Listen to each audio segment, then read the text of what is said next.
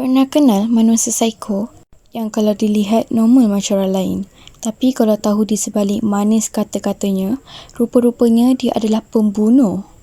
Lebih menggerunkan apabila engkau cuma kenal dia melalui alam cyber, sedangkan dia sebenarnya dah lama perhatikan kau dan menunggu peluang menjadikan kau mangsa seterusnya.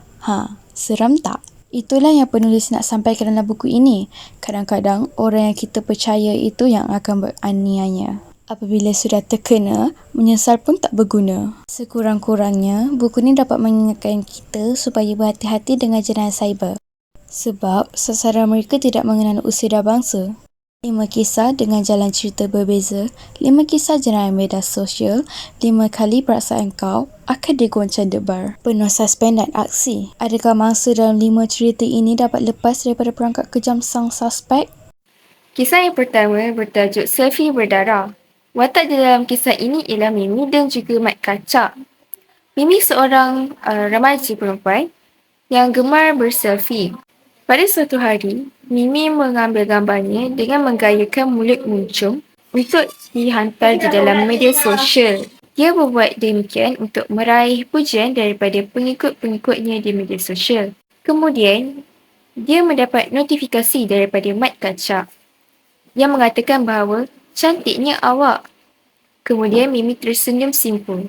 Seterusnya, Mimi mendapat lagi notifikasi daripada orang yang sama iaitu Mat Kacak yang bertanyakan bahawa kita kawan boleh. Lalu Mimi mencubit daripada gambar profil lelaki itu. Tetapi Mimi tidak berminat kerana rupa paras lelaki itu. Kemudian, ibu Mimi memanggilnya kerana untuk meminta tolong disebabkan kawan ayahnya ingin datang ke rumah. Kemudian, Mimi membantu ibunya daripada pagi hinggalah ke lewat malam. Mimi tidak menyedari bahawa dia mendapat notifikasi daripada Mat Kacak kerana dia terlalu sibuk membantu ibunya di dapur. Akibat daripada itu, Mat Kacak telah mengunggutnya untuk menyantau kerana tidak mempeduli akan mesej yang diberi oleh Mat Kacak. Mimi berasa takut dengan ugutan Mat Kacak itu. Kemudian pada keesokan harinya, Mimi menceritakan apa yang dialaminya kepada rakan baiknya iaitu Suraya. Kemudian Suraya menyuruhnya untuk membuat laporan polis terhadap apa yang Mat Kacak telah melakukan kepadanya. Setelah membuat laporan polis, apabila balik dari persekolahan, Mimi mendapati bahawa ayahnya tiba-tiba muntah darah akibat disantau oleh Mat Kacak. Mimi berasa marah dan juga sedih kerana Mat Kacak membuat begitu kepada ahli keluarganya. Mat Kacak membuat begitu kerana dia mempunyai tekanan perasaan dan beliau seorang psikopat. Mat Kacak berkelakuan sedemikian kerana cintanya telah ditolak sebanyak 53 kali. Dia membuat begitu kerana ingin membuatkan setiap wanita yang melukai hatinya merasakan apa yang dia rasa. Oleh itu, dia telah menyantau ke semua wanita yang telah menolak cintanya. Kisah kedua, Jiran Baru.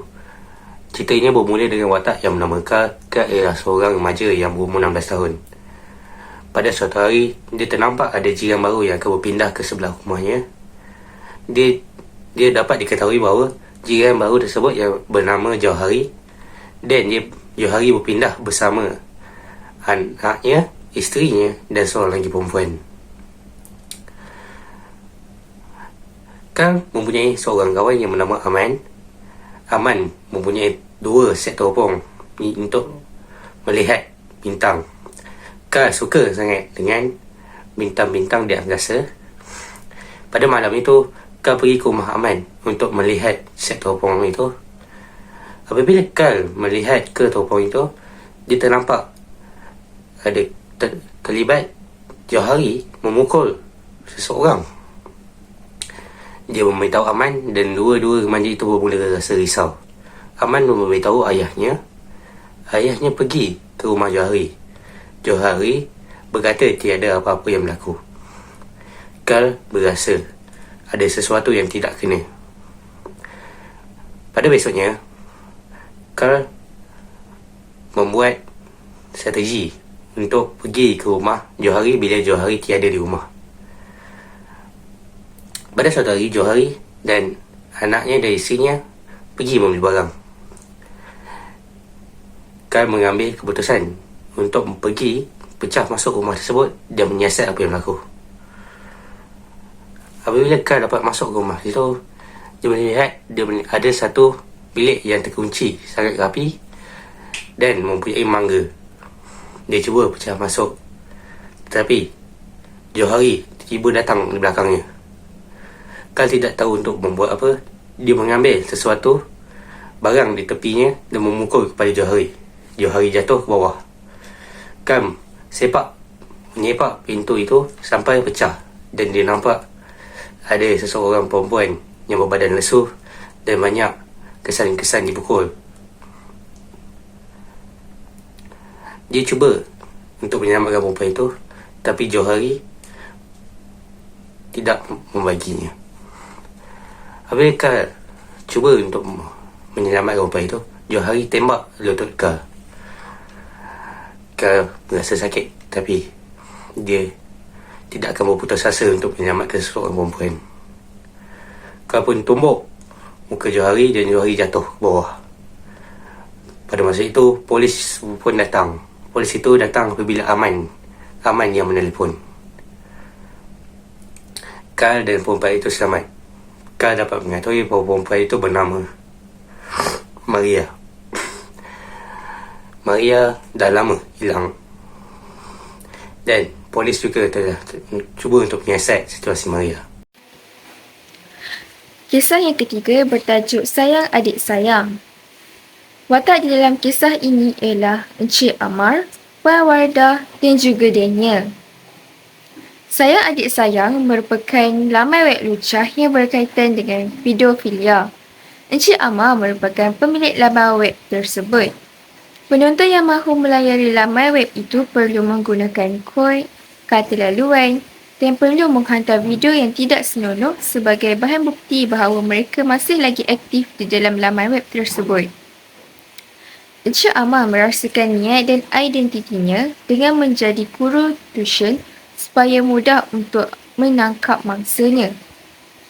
Puan Wardah tidak tahu bahawa anaknya Daniel telah menjadi mangsa pedofilia Encik Amar.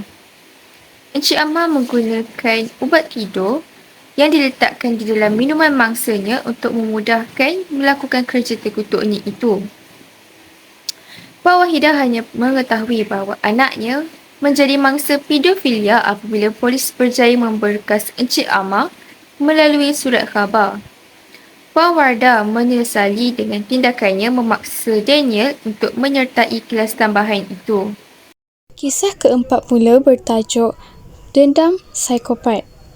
Di dalam kisah ini terdapat dua watak, iaitu Ami dan Faiz. Kisah ini menceritakan tentang Ami, seorang remaja 17 tahun, dirogak dan dibunuh oleh Faiz, iaitu teman lelakinya. Sebelum Ami dibunuh, dia telah pun dipukul sehingga lemah dan tidak bermaya. Faiz juga telah menjual Ami pada pelanggan berusia 40-an. Ami sebelum ini tidak menyukai Faiz. Dia sering menghina Faiz dan melukai hati Faiz. Oleh hal yang demikian, Faiz berdendam mahu menyiksa Ami sehingga dia mati. Kematian Ami sangat tragis dan mengayak hati kerana mayatnya dijumpai di dalam kebun dan mempunyai tikaman sebanyak 21 kali. Matanya juga dicongkil serta mukanya ditoreh dengan kejam. Kisah kelima, Perangkap Cinta. Kisah ini bermula dengan dua kawan perempuan. Seorang itu bernama Laila dan seorang lagi bernama Suri. Suri dapat kenal seseorang lelaki ini di dalam sebuah app cinta yang ada di telefonnya. Lelaki ini bernama Fadil. Fadil ialah seorang yang belajar di universiti dan handsome dan juga kaya. Pada suatu hari, Fadil mengajak Suri untuk pergi makan malam. Suri pun ajak kawannya Laila kerana dia nak perlukan teman. Laila pun merasa ragu-ragu kerana ayahnya tidak suka Laila keluar di waktu malam. Suri pun berkata, janganlah risau, beritahu je lah yang dia nak study dengan kawan-kawannya. Laila pun berasa itu ialah idea yang bernas. Yang berdua memasuk kereta dan pergi makan. Setelah selesai makan, Fadil mengajak mereka untuk pergi ke satu lagi tempat. Laila rasa takut kerana ianya sudah sejam dan ayahnya mungkin akan marah dia. Suri pun berkata, jangan risau, sekejap je.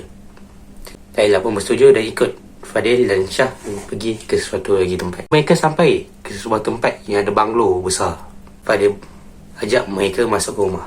Tiba-tiba lampu terpadam. Laila memanggil Suri. Dia tidak dapat mencari Suri. Tiba-tiba dia jumpa satu bilik. Dia bau darah. Bila dia masuk bilik tu, banyak mayat-mayat yang telah dipotong hatinya. Dia pergi ke bilik di mana Suri berada. Suri telah pun meninggal dunia kerana dipotong dadanya dan hatinya telah diambil. Pengajaran cerita. Pengajaran yang pertama, kita perlulah berhati-hati sewaktu menggunakan media sosial. Pengajaran yang kedua, kita perlulah selidik dahulu latar belakang seseorang sebelum mempercayainya. Ketiga, kita tidak sepatutnya menghina orang lain kerana ia akan merosakkan mental seseorang. Keempat, jangan mudah percaya terhadap orang yang baru atau tidak dikenali di media sosial. Dan tidak keluar malam-malam tanpa restu ibu bapa. Dan pengajaran lain ialah kita tidak boleh menipu ibu bapa kita.